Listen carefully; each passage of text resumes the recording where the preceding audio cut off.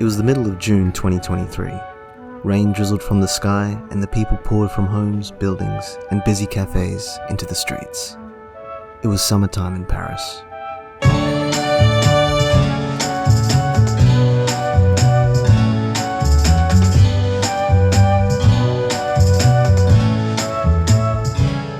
Undeterred, Stephanie and I ventured out from the wondrous 19th century architecture, historical monuments, and the bustling energy of city folk. It wasn't hard to find what made Paris so magical, and we were very much under its spell.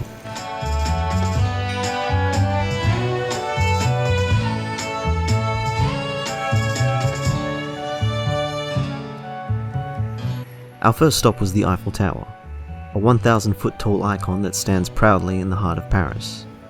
Built for the 1889 World's Fair, it served as an important asset during World War II by intercepting radio transmissions from Berlin. Today it remains a significant landmark, representing France's industrial and technological expertise.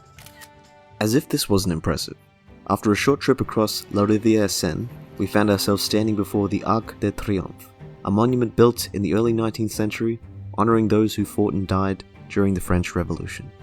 In contrast to some cities that commemorate military figures and their artillery, French monuments are more collective in their symbolism. They commemorate the city's many triumphs, both military and cultural, serving as a reminder of its important role in the world.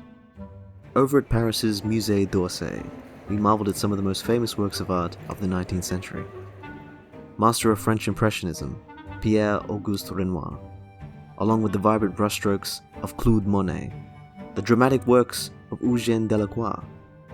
Vincent van Gogh's Starry Night over Rhône is a painting that Stephanie and I found particularly striking. The thick brushstrokes create a sense of saturation, with the light and darkness appearing to blend together. The result is a dazzling and utterly breathtaking depiction of the night sky. Stephanie and I wandered the streets of Paris, taking in the sights and smells. The air was filled with the sweet fragrance of flowers, which seemed to be everywhere we looked. They hung from the windows of tall buildings, spilled out of balconies, and even sprouted from the cracks in the pavement. It was peak flower season, and Stephanie could barely contain her excitement. The Musée du Louvre, a former palace from the 12th century that houses some of the most iconic works of art in the world. The Renaissance-era courtyard, Cour Napoleon, which underwent redesigns in the 16th, 19th, and 20th century, is remarkably well preserved to this day. We couldn't wait to see what treasures the museum had to offer. We quickly made our way through the crowds and into the glass pyramid. The place was even bigger than we'd imagined from the outside. More space for more people. Despite the massive crowds, we actually did get to see some truly remarkable pieces. The Winged Victory of Summer Thrace, a 9 feet tall marble statue thought to be of Nike, goddess of victory. Liberty Leading the People by Eugène Delacroix, a gigantic and powerful depiction of the Revolution of 1830. Here we see, The Wrath of Medusa by Theodore Géricault, a chaotic scene from the French frigate Medusa painted in 1890. What? There's more coming in? Raphael's Transfiguration, commissioned by Pope... Oh, Jesus, there's more coming in through the back door. Sandro Botticelli's... Hey! You let them in here! This is a museum! This is art! Fleeing the Musée du Louvre, we decided it was time to adopt a more leisurely pace. We reveled in the beauty of the great outdoors and basked in the warm embrace of the summer sun.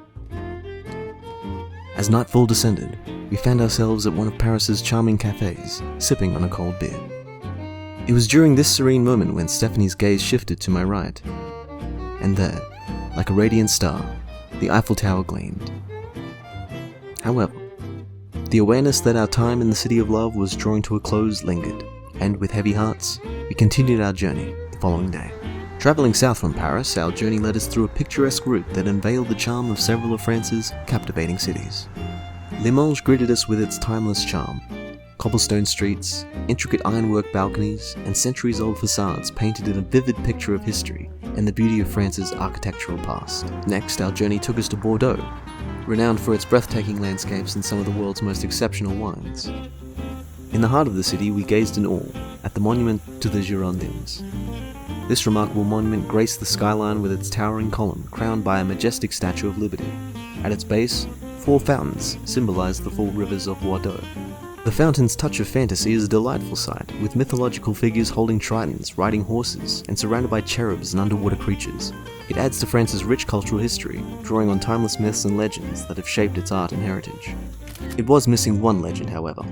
My excitement had reached a mighty crescendo as I knew that we were nearing our destination. We had reached the shores of Cap Ferret for a day of sun and surf. After all, as I had mentioned, this was in our nature as Australians. Our toes sank into the warm sand of Plage du Grand Croute, known for its powerful waves and beautiful landscape. Stephanie had warned me that the surf might be too powerful to swim in. It was no match, however, for the power of my enthusiasm. I stood toe-to-toe with Poseidon himself. I held my stance defiantly, only to have my pride shattered upon the relentless might of the ocean's force. I was left humbled, but was able to retreat with grace and dignity. At the Cap Ferret point, we encountered a more peaceful ambience.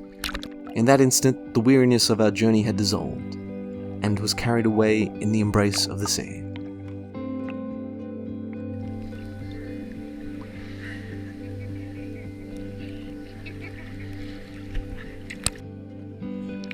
I took a moment to reflect on the beginning of our journey. What we're doing is unconventional, and it is crazy. I guess we had to be a little crazy. As a result, it led us to the most authentic and fulfilling happiness we both had ever known.